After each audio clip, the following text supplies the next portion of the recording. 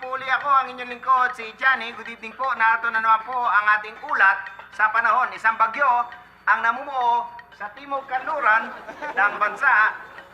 Mula po dito sa Mindanao ay dahan-dahang aakyat ang bagyo at masisili po natin na ito'y patungo sa dakong kagubatan kung saan pinatayang mananatiling basa ang kapaligiran dahil sa nasabing bagyo.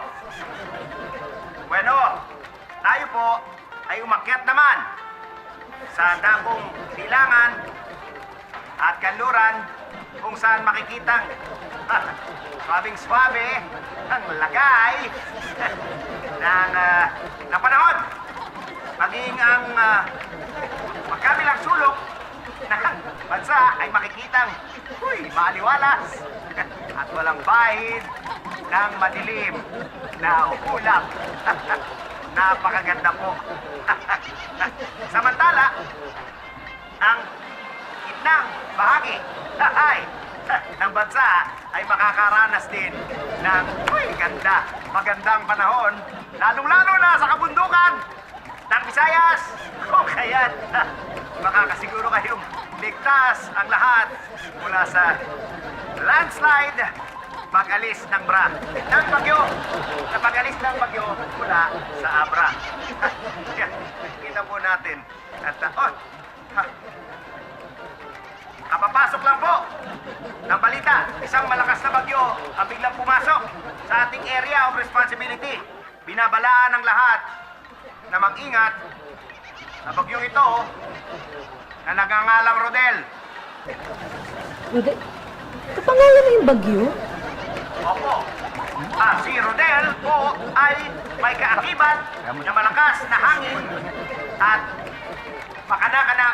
manakanakang pagulan at inaasahang lahat ng dadaanan ni Rodel ay mawawasak at maaaring kayo ay masaktan sa lupit ng hagupit ni Rodel.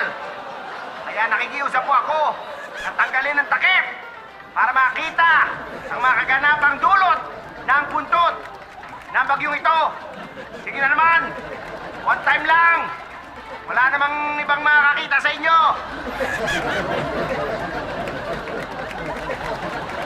Nakikita mo ba kami? Ha? Oy.